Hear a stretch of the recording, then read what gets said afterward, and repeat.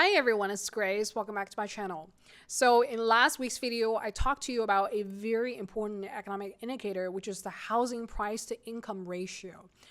That indicator tells you a lot about the housing market and also the labor market, as well as the entire economy activity as well.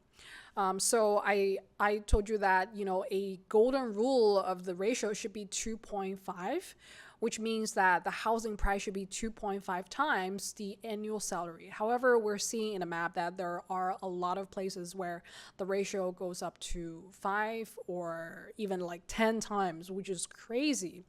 That tells you one thing, that real estate is growing so much faster than salary. So in terms of the housing price, we can see that in 2021 and 22, they're still booming. However, it's slowing down because of the Fed funds rate, right? However, salary growth is trying to catch up. However, here's the trick. Salary cannot infinitively grow because it's a cost factor for corporates. If the labor market still continues to be short and people demand more salaries, it's actually cutting into the profit margin. Especially when consumers are also cutting back their consumption, they're adjusting their budget, and there's a lot of things going on. So that ratio actually tells you that the real estate is growing really strong, perhaps a little bit too overvalued in certain areas. And then that's a sign that we're entering into an early stage of recession. So in today's video, we're going to talk about 7 ways to prepare you for a recession, right? All right, so before we begin today's video, remember to subscribe to my channel and click on the bell button so you get notified immediately when new videos like this are uploaded. Also, feel free to give this video a thumbs up if you find it useful. Another way to support my channel is by donating any amount that you feel comfortable with, either through Cash App, PayPal, or Zelle. And I'll provide the links in the description down below, and I really appreciate your support. All right, so the first tip is that as a consumer, right, you should adjust your budget accordingly. Like, this is the moment that you have to really consider into like each category of your household spending. This is something that's because recession is not going to be a short-term thing, you should plan ahead. And why is this important? Because when you're adjusting your budget, either it's for food, for gas, for utilities, for traveling, or whatever it is, your adjustment actually has a direct impact on companies, right? They have to adjust their pricing strategy as well. For example, they need to provide, for example, like a discount or some type of promotion in order to get rid of the inventories or something like that. So your action actually has a adjustment effect on companies as well, right?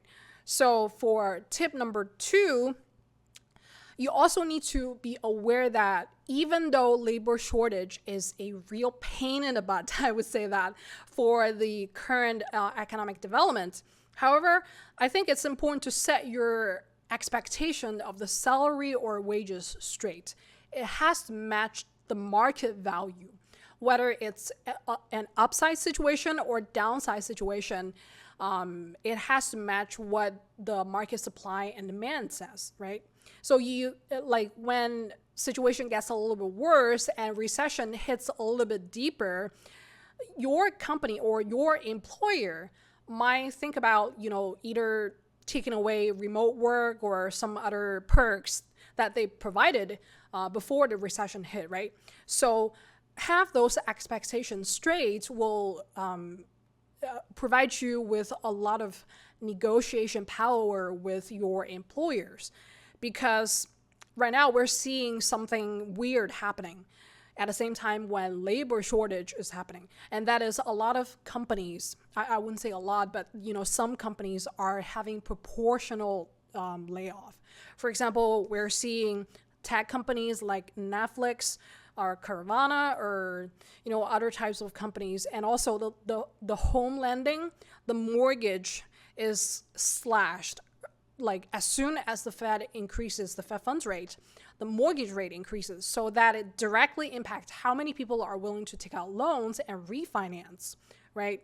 And also we're seeing some like consumer products, for example, like Target or Amazon, and all those type of situations happen.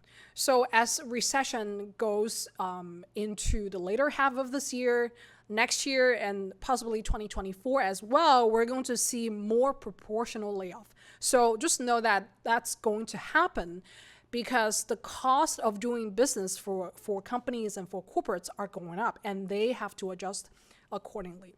All right. So tip number 3 is that you should definitely follow the Fed funds rate very, very closely, because I have been following the Fed funds rate for a little bit over a year, and I've just seen that the monetary policy has such a powerful impact on literally every aspect of the economic activity. So in my understanding, the Fed funds rate, the Federal Reserve can increase the Fed funds rate. However, increasing the rates alone is not going to guarantee that the inflation rate is going to drop to the target 2%. The Federal Reserve needs to roll off its balance sheet in order for the money not to overflood the market, and that will bring down the inflation rate, right? So whatever you do, whether it's your job, it's your asset, whatever you're doing, either for your business, for your work, you have to follow very, very closely the Fed funds rate. All right. So tip number 4 is that we know that the recession is going to hit no matter what. From my understanding, after my analysis, I think that if we're not having a hard recession, the best case scenario that we are going to have is a soft recession. Let me explain that a little bit more. So the first half is soft. So soft doesn't mean that it's going to have a safe landing. Soft basically means that it's going to be planned. The contraction of economic activities is going to be spread out across a longer period instead of off the cliff, right? So you're going to see more companies laying off a bigger proportion of the workforce. You're going to see slower consumer activities, slower GDP growth, and things like that, right? So the companies that cannot survive this type of stress test are going to be weeded out.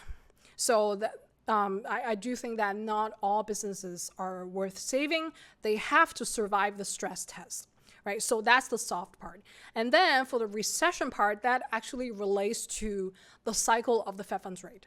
So we know for a fact that when the Fed funds rate reaches the peak, it's going to drop again. That's just how it regulates the business cycle. So when it drops to the bottom again, that's when the liquid asset market is going to crash, and also the real estate market is going to correct or crash as well. So that's what I refer to as a recession. So to tackle with this type of situation, obviously it's not happening right away. I see that happening in 3 to 4 years, but I have to be a little bit more precise. So I will provide more information related to that. And in order to tackle this type of situation, you need to keep liquidity for at least 12 to 18 months. The precise number of months will have to be adjusted after this video, and I will provide more information in regards to that. So to keep liquidity means that you have to survive either on your savings, your 401k, or IRA, or whatever it is, without relying on cash flow that's coming from your business or your employment, right? So keeping that liquidity is super, super important. I don't think that people realize how important it was in the 2008 financial crisis. That's why it was really, really bad. But if we can prevent a off-the-cliff type of recession in post-2022 era, that would be the best case scenario for basically everybody, right? So for tip number 5, and this is a really, really important one, And that is no matter what happens, whether it's like the world is ending, like hypothetically, right? Tomorrow, you have to keep going. Either it's your employment or your business, you have to keep it going because you're not just looking at short-term growth. You're also hoping that after the business cycle is over, you can grow and continue booming, right?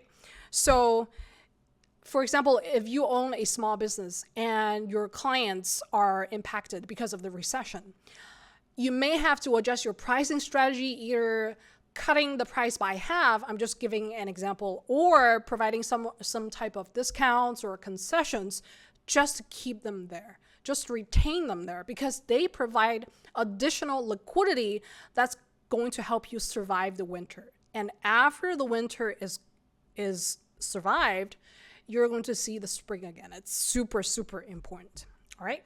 And tip number 6 is that you need to know that at this very early stage of recession, liquid assets are not even close to bottom out. I can't emphasize this point enough because I see a lot of people still say that, I'm just going to keep holding the liquid assets, or I'm not going to sell. However, because the liquid assets are so volatile and it's very, very related, sometimes almost 100% positively related to the Fed funds rate and also the Fed's balance sheet, that I don't think that it's going to bottom out at the end of this year. The best guess is that liquid assets is probably going to continue like deeper into the bear market. However, we have to see what's happening at the end of the year and also into 2023. So at this very early stage of recession, there's absolutely one important thing that you have to do is to diversify your life savings and all of the assets that you hold. So you need to hold at least 5 different types of assets that have different nature, that are impacted by different policies and regulations of different countries, right? And out of that 5 different types of assets, ideally, you would also want to hold at least 2 different types of assets that have canceling nature. What does that mean? So let me give you a quick example. For example, when COVID hit at the beginning of 2020, we see that a lot of people are very, very afraid of getting sick because they didn't know what COVID was, right? So at that time, the one thing that's booming when COVID hit immediately was vaccine, right? So vaccine needs are up, and also needs for like mass sanitary products and stuff like that. So that's booming during COVID. And then when COVID immediately hit, the one thing that we're seeing is bottom out is like travel related products and services such as hotels, flights, Airbnb, or whatever it is, right? So you can see that these 2 type of things have canceling nature. So when COVID is over, at least in the US, we're seeing that the products or the demand for vaccines and other related products are normalized. However, because people were no longer locked in their homes, they were able to travel again. The demand for traveling, tourism, they're booming again, right? So these 2 things have the exact opposite and canceling nature. So you need to have at least 2 assets that have this kind of nature so that you can hedge against the risk brought by recession, right?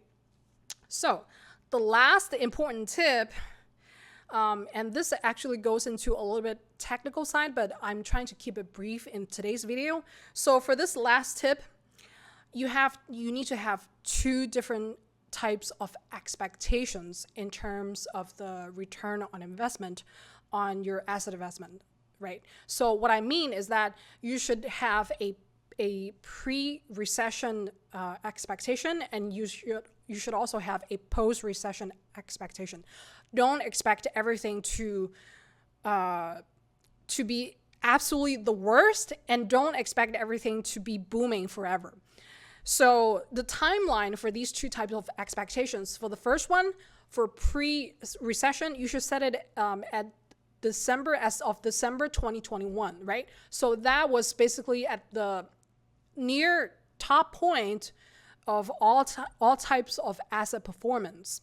And then the second expectation is when recession is almost over, right? So it's correction, like the asset is corrected or normalized, and you would have a mild coming back, right? So having those two type of expectations allow you to have a more precise understanding of how much liquidity that you need on your household balance sheet or your business balance sheet in order to keep everything run smoothly.